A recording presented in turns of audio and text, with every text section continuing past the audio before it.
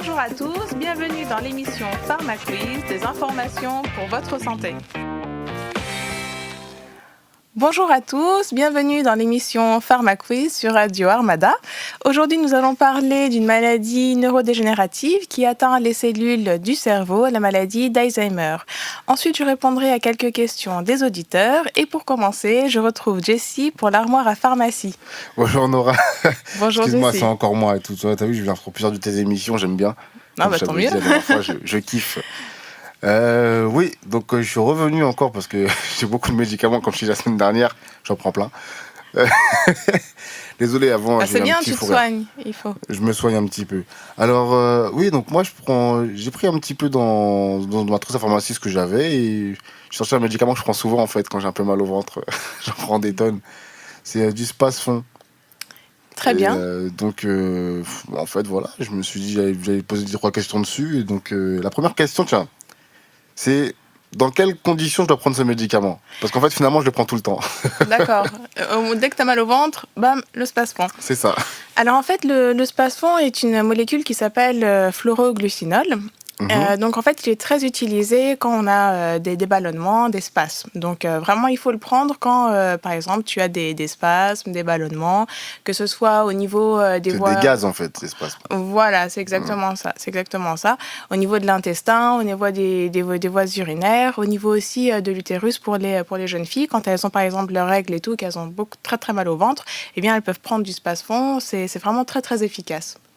D'accord. Et on peut le prendre, je sais pas, moi, toi, tu disais les filles, mais pendant la grossesse, l'allaitement, on a le droit de le prendre, ce truc-là? Je sais Alors pas, les en fait, femmes. oui, en fait, il n'y a pas de contre-indication, vraiment de contre-indication nette sur le Spasfon lors de la grossesse et l'allaitement. Par contre, il faut quand même en parler à votre médecin si vous avez des ballonnements lors de votre grossesse et voir avec lui aussi, c'est mieux. D'accord. Et je sais pas, est-ce que pour ce médicament, vu que on le prend tout souvent en fait, c'est un truc qu'on consomme énormément quand on a un peu mal Oui. au ventre, est-ce qu'il y a des effets secondaires possibles en fait? Non, les effets secondaires vis-à-vis du Spasfon sont très rares, hein. Il est aussi des fois prescrit pour les enfants. Il y a vraiment très peu d'effets secondaires. Et ce qui est bien aussi avec ce médicament-là, c'est qu'il a plusieurs formes.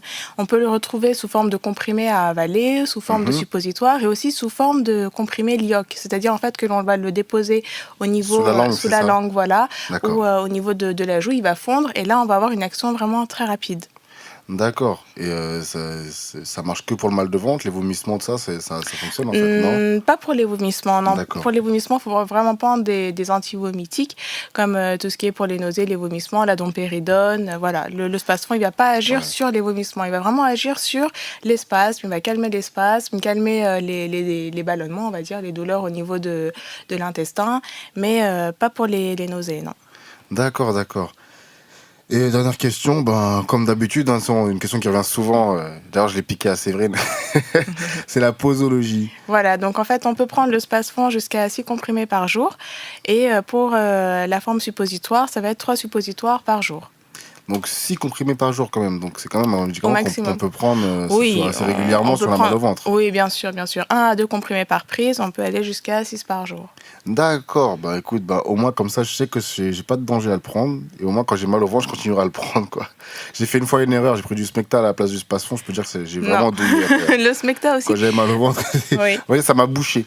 Voilà, parce que le Smecta est un antidiarrhéique, c'est pas un antispasmodique. J'ai fait les frais. Il n'y a pas de Bon, souci. bah écoute, bah je te remercie beaucoup de m'avoir accueilli et je te laisse continuer ton émission. Et je reviens tout à l'heure. Hein. Avec plaisir, Jessie. À Ok. tout à l'heure. À tout à l'heure. Ciao, ciao. Nous revoici dans la deuxième partie de l'émission pour parler d'une maladie qui va toucher les cellules du cerveau, la maladie d'Alzheimer. Il faut savoir que la maladie d'Alzheimer est en fait une maladie neurodégénérative, donc qui va entraîner une détérioration des cellules du cerveau, c'est-à-dire des neurones. C'est l'une des maladies qui touche le système nerveux, donc qui touche le cerveau, qui est la plus fréquente. En fait, cette maladie-là va entraîner des problèmes au niveau de la mémoire, au niveau du langage et au niveau des capacités à s'orienter dans le temps et dans l'espace. On va avoir peu à peu une perte d'autonomie, c'est-à-dire que la personne ne pourra plus être toute seule, elle ne pourra plus être autonome, indépendante, et donc elle va rentrer dans la dépendance. On va avoir une dépendance qui pourra ensuite entraîner le décès de la personne. La maladie d'Alzheimer va toucher beaucoup les personnes âgées, donc surtout entre 70 et 80 ans. On a à peu près 5% de cette population-là qui sont touchées par la maladie d'Alzheimer, ainsi que les personnes qui sont entre 60 et 70 ans. On a à peu près 1% de cette population-là qui est touchée par cette maladie. Il est important de savoir que plus on va augmenter dans l'âge et plus la fréquence de cette maladie va augmenter. Donc les femmes vivant plus longtemps que les hommes sont plus touchées par cette maladie parce que voilà, vu qu'elles vivent plus longtemps, eh bien elles ont un âge qui va être plus grand et donc elles ont plus de probabilité d'être touchées par la maladie d'Alzheimer que les hommes. La maladie d'Alzheimer a deux formes. On va avoir une forme qui va être sporadique, donc c'est-à-dire qui n'est pas familiale et qui est la forme la plus fréquente, et une forme familiale qui touche à peu près 1500 personnes en France, qui n'est pas beaucoup, qui n'est pas la plus fréquente. Alors, quels sont les facteurs de risque de la maladie d'Alzheimer? Donc, comme je vous l'ai expliqué tout à l'heure, la maladie d'Alzheimer a deux types. Un type qui est sporadique, c'est-à-dire qui va subvenir sans savoir réellement quelle est la cause. Et un type qui va être génétique. Donc, c'est-à-dire que si on a des cas d'Alzheimer dans la famille, il est plus probable que l'on soit touché par cette maladie. Les facteurs de risque de cette maladie-là sont le tabac, le cholestérol, le diabète de type 2, le stress et aussi tout ce qui est hypertension artérielle. Donc, si on a des maladies cardiaques, on risque aussi d'être atteint de maladie d'Alzheimer. Quels sont les symptômes de la maladie d'Alzheimer? Alors, les principaux symptômes de la maladie d'Alzheimer sont des troubles de la mémoire, c'est-à-dire en fait que la personne va avoir des difficultés à se souvenir des choses qu'elle a vues ou qu'elle a apprises. On va avoir aussi des troubles du langage. Alors en fait, il s'agit en fait des troubles qui vont atteindre la personne lorsqu'elle va parler. Elle va chercher ses mots, elle ne se rappellera plus de certains mots, et lorsqu'elle voudra les écrire, eh bien, elle aura des problèmes. Elle ne saura plus comment écrire ces mots. On va avoir des troubles de l'attention, on va avoir aussi des troubles par rapport à la capacité à s'orienter dans le temps et dans l'espace. Donc on observe souvent des personnes qui souffrent de la maladie d'Alzheimer et qui font des fugues. Pourquoi? Parce qu'elles sortent de chez elles et elles ne savent plus retrouver le trajet de leur maison. Donc ça, ce sont des troubles qui sont assez fréquents. On va avoir aussi peu à peu une perte d'autonomie de la personne, c'est-à-dire en fait qu'elle ne va plus pouvoir réaliser de raisonnement. Elle ne sera plus apte à résoudre des problèmes et elle va aussi avoir un comportement qui va changer. Elle va être agressive, elle va être nerveuse, irritable. Donc, on va avoir pas mal de modifications dans le comportement de la personne. Il est aussi important de savoir que, en fait, ces symptômes-là sont vraiment très interindividuels. C'est-à-dire que certaines personnes qui souffrent de la maladie d'Alzheimer vont présenter certains de ces types de symptômes et d'autres en présenteront d'autres. Voilà, il est vraiment très important de faire cette différence-là. Et donc, on va avoir peu à peu une perte d'autonomie de la personne et donc, elle va être sous dépendance. Donc, il faudra toujours l'accompagner et surtout aussi la surveiller. Je vais faire une petite aparté concernant la mémoire. Il faut savoir en fait qu'on a trois types de mémoire. Une mémoire qui est courte, alors en fait de courte durée, c'est toutes les informations que l'on va garder dans notre cerveau pendant un petit laps de temps et qu'après on va mettre de côté. C'est par exemple lorsque l'on sort, que l'on gare sa voiture ou qu'on a rangé ses clés ou même un numéro de téléphone. On va avoir ensuite une mémoire qui est longue. C'est la mémoire en fait qui va consister à enregistrer toutes les informations que nous avons apprises depuis notre petite enfance. Par exemple, l'étape de multiplication, voilà tout ce que l'on a appris durant toute notre enfance et en fait toute notre vie. Et on va avoir une mémoire qui va être procédurale, donc en fait elle consiste à enregistrer tous les gestes que l'on a appris tout au long de sa vie, comme par exemple faire du vélo. Il faut savoir que dans la maladie d'Alzheimer, on va avoir des problèmes au niveau de la mémoire courte et au niveau de la mémoire procédurale. Avant de voir les diagnostics de la maladie d'Alzheimer, je vous propose de faire une petite pause avec Selassou et le titre Alone.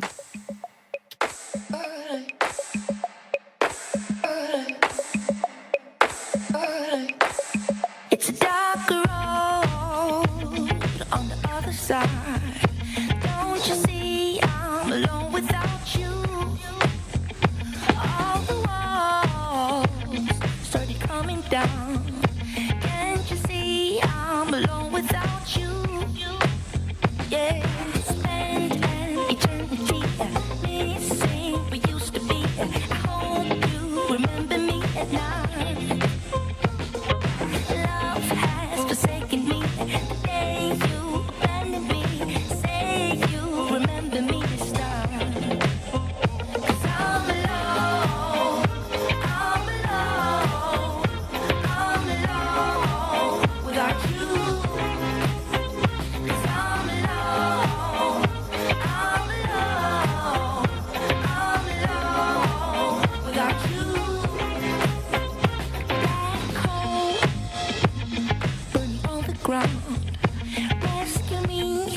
I'm alone without you. It's a catalog of certain emotions. It seems to me I'm alone without you. Yeah, spend an eternity missing we used to be. I hope you remember me at night. Love has forsaken me the day you abandoned me. Say you remember me this time. 'Cause I'm alone, I'm alone, I'm alone without you. 'Cause I'm alone, I'm alone, I'm alone without you. Was it already over before the end? Did the doors start to close once we began? But did you let go? Can't take this tug of war. No more, no more, more, more, yeah. 'Cause I'm alone, I'm alone, I'm alone without you, without you. 'Cause I'm alone, I'm alone, I'm alone without you, without you. 'Cause I'm alone, I'm alone, I'm alone without you, without you. 'Cause I'm alone, I'm alone, I'm alone without you, without you. Without you, without you, without you.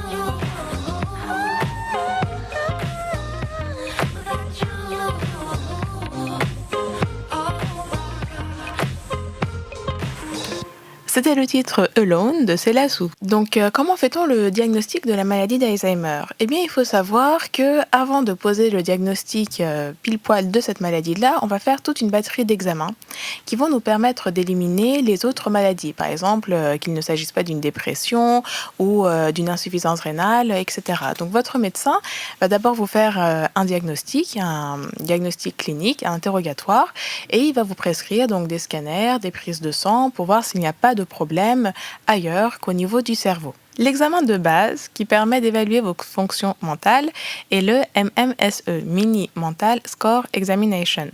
Alors en fait, c'est un test qui est à base de questions, qu'il s'agit en fait de retenir 3 mots, ou bien de faire des calculs, ou bien à évaluer votre capacité de compréhension à travers des questions. Donc cet examen est noté sur 30 et si vous avez un score qui est inférieur à 25, eh bien on pourra dire que vos capacités mentales sont quand même assez affectées. Nous allons maintenant voir quels sont les traitements de la maladie d'Alzheimer. Alors il est recommandé de garder tout d'abord une activité du cerveau régulière, c'est-à-dire en fait qu'on va faire des activités qui vont permettre à notre cerveau d'avoir une activité et d'être toujours, on va dire, en mode actif. Comme par exemple faire des mots croisés, des sudoku, apprendre des poésies. Donc tous ces petits exercices vont permettre au cerveau de travailler et de retarder son vieillissement. Il faut aussi prévenir donc toutes les maladies cardiovasculaires parce qu'en fait les maladies cardiovasculaires sont un facteur de risque de maladie d'Alzheimer, donc on va essayer de prévenir aussi ces maladies-là. Et on va avoir toute une équipe pluridisciplinaire qui vont se mettre à disposition du patient qui souffre de la maladie d'Alzheimer ainsi que de ses proches. Parce qu'il faut savoir aussi que les proches vont être atteints par rapport à la personne qui souffre parce que ils vont être perturbés par rapport à son comportement, par rapport à sa nervosité, par rapport aux différentes situations dans lesquelles il pourrait se retrouver. Donc on va avoir des kinésithérapeutes, des orthophonistes, on va avoir aussi donc le gériatre qui va s'occuper du patient, donc toute une équipe vraiment qui va être à la disposition du patient pour l'aider donc dans ses activités quotidiennes et aussi pour l'aider en fait à maintenir une activité cérébrale. Je vous propose de faire une petite pause musicale avec le titre Sunday Candy de Chance Rapper et de Social Experiment.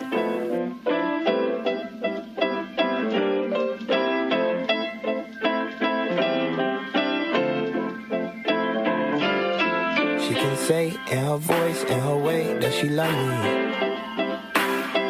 with her eyes, with her smile, with her belt, with her hands, with her money.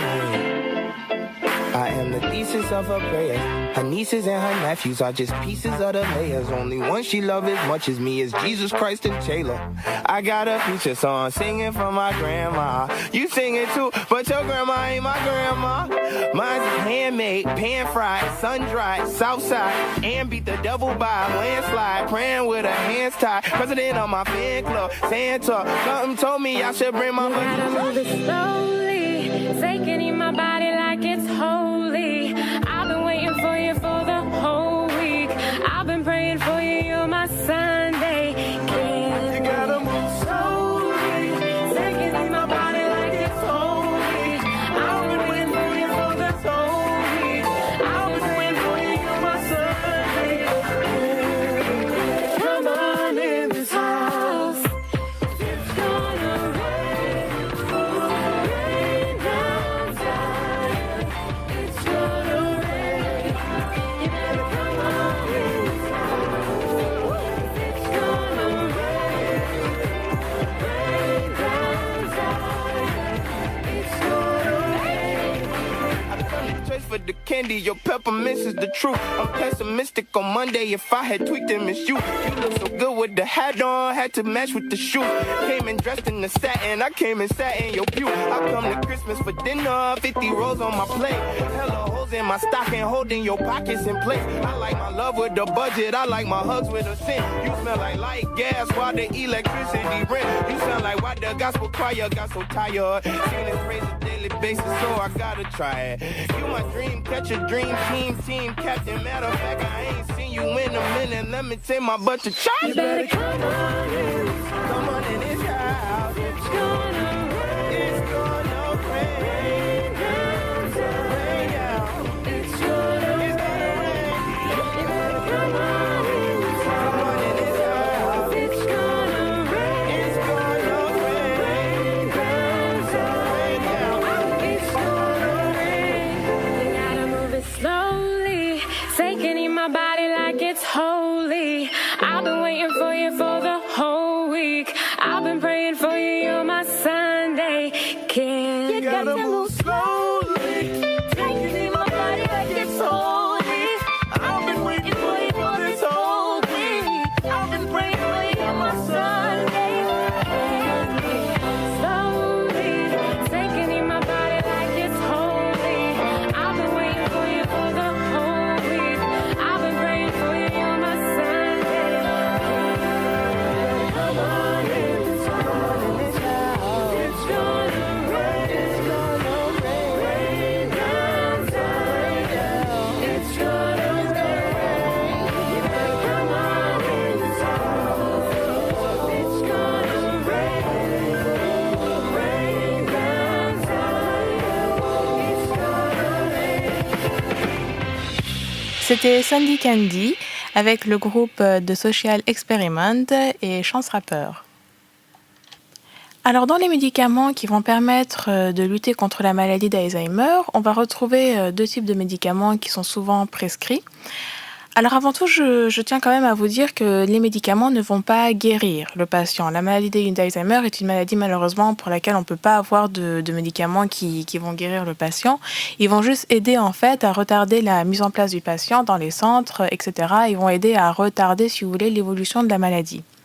On va retrouver les inhibiteurs de la cholinéstérase, donc le donépésil, qui est en fait un médicament qui va permettre de maintenir un taux d'acétylcholine normal au niveau du cerveau du patient.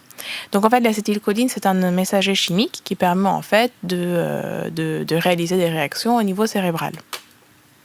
Ce médicament-là a des effets secondaires de type digestif, mais aussi il va atteindre un petit peu le cœur et on peut avoir des problèmes au niveau cardiaque.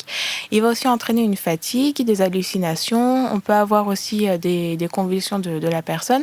Donc il a pas mal d'effets secondaires. Donc si vous voyez un petit peu que le patient n'est pas très bien après avoir pris ce médicament-là et qu'il présente un certain nombre d'effets, n'hésitez pas à en parler au médecin.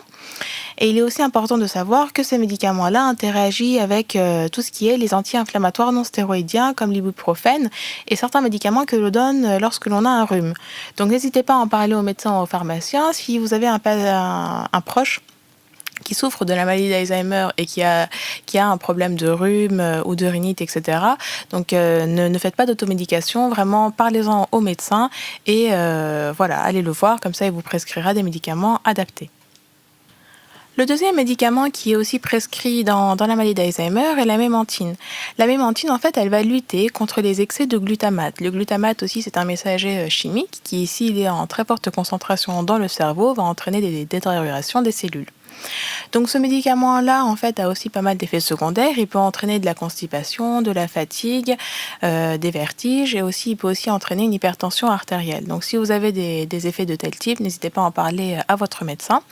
Et il faut faire aussi attention parce que ce médicament-là interagit aussi avec pas mal d'autres médicaments-là. Donc vraiment, l'automédication, faut vraiment éviter. Hein. Lorsqu'on a un patient qui a la maladie d'Alzheimer, mieux vaut aller voir le médecin, prendre conseil chez le médecin, chez le pharmacien, avant de prendre n'importe quel médicament s'il souffre de rhume ou d'autres choses. Nous allons donc commencer la troisième partie de l'émission avec les questions des auditeurs. Donc nous retrouvons Jessie avec une invitée qui nous a ramené les questions de la semaine par rapport à la maladie d'Alzheimer. Voilà. Donc on accueille Mélissa. Mélissa, bonjour. Bonjour. Bonjour Mélissa. Bonjour. Voilà. Comme je suis Bienvenue. feignant, je l'ai laissé venir poser les questions à ma place en fait. Il n'y a pas de souci. Bienvenue dans l'émission. Merci. Donc tu nous as ramené des questions qu'avaient posées les auditeurs. Oui, voilà. Alors, en fait, j'aimerais savoir, il n'y a pas longtemps, j'ai entendu une histoire qui disait D'accord. que un vieil homme étant Alzheimer, et il allait quelque part, et en fait, il s'est perdu. Et D'accord. sa famille, pendant de longues semaines, ils l'ont cherché. Puis récemment, on l'a trouvé mort dans la Seine, en fait. Eh ben dis donc. Oui. Oui. C'est une triste histoire là. Oui, triste histoire. Bah, Ah là, ouais. on voit bien en fait que ça peut arriver parce qu'en fait, les personnes qui souffrent de la maladie d'Alzheimer, comme je l'ai expliqué tout à l'heure dans l'émission, ils perdent la capacité à s'orienter dans l'espace et dans le temps. C'est-à-dire qu'ils vont sortir de chez eux, par exemple pour acheter une baguette de pain. Ils vont arriver devant la porte, ils vont fermer leur porte et puis ils seront là devant la rue et ils ne sauront plus où aller. C'est-à-dire qu'ils auront déjà oublié où est-ce qu'ils voulaient aller. Donc Ah ouais. ça arrive souvent, oui, ça arrive souvent. C'est pour ça qu'il ne faut jamais laisser une personne qui souffre d'Alzheimer toute seule. Voilà, il faut toujours que les proches entourent la personne et essayent de l'accompagner au maximum. D'accord. Pas mal. Alors, tu avais d'autres questions, Mélissa? Oui, j'aurais aimé savoir, une personne atteinte de la maladie d'Alzheimer, excusez-moi, Oui. il peut lui rester combien de temps à vivre, en fait? Alors en fait, en général, lorsque l'on pose le diagnostic de la maladie d'Alzheimer, comme déjà il faut savoir, ce sont des personnes qui sont assez âgées, donc ils ont au-delà de 60, 70, voire 80 ans. Quand le diagnostic est posé, on estime à peu près que la personne peut vivre durant 8 à 10 ans de plus. Mais après, tout dépend encore de la personne, de sa prise en charge, etc. On ne peut pas dire qu'en général, c'est ça, c'est de 8 à 10 ans. D'accord. Voilà. Et pour finir, Oui, les troubles de mémoire, oui. j'aurais aimé savoir si quand on en a, en fait, c'est un début d'Alzheimer ou... Alors en fait, toute personne peut avoir des troubles de la mémoire. Cela ne veut pas dire qu'elle est atteinte de la maladie d'Alzheimer. On peut avoir des troubles de la mémoire lorsque l'on est fatigué, lorsque on a un surménage, lorsque l'on pense à beaucoup de choses, que l'on est déprimé, que l'on est anxieux. Toutes ces choses-là peuvent faire qu'on ait des troubles de la mémoire. Après 50 ans, il est tout à fait normal qu'une personne cherche ses mots et voilà. On ne peut pas dire que ça y est, on n'arrive plus à retenir un mot, le prénom d'une personne, où est-ce qu'on a mis ses clés, ça y est, on a Alzheimer, c'est fini, dépendant. Surtout, ouais. Alors moi, je crois que je suis vraiment tête en l'air. J'oublie tout le temps mes clés, Voilà. j'oublie tout le temps où est-ce que je pose tous les trucs. Donc si jamais je suis Alzheimer déjà, je vais me poser des questions. Là. Oui, non, voilà. Toute personne, surtout dans ces périodes-ci, les gens sont souvent stressés, ils ont beaucoup de choses à réfléchir, donc ils ont une perte de la concentration et donc des troubles de la mémorisation.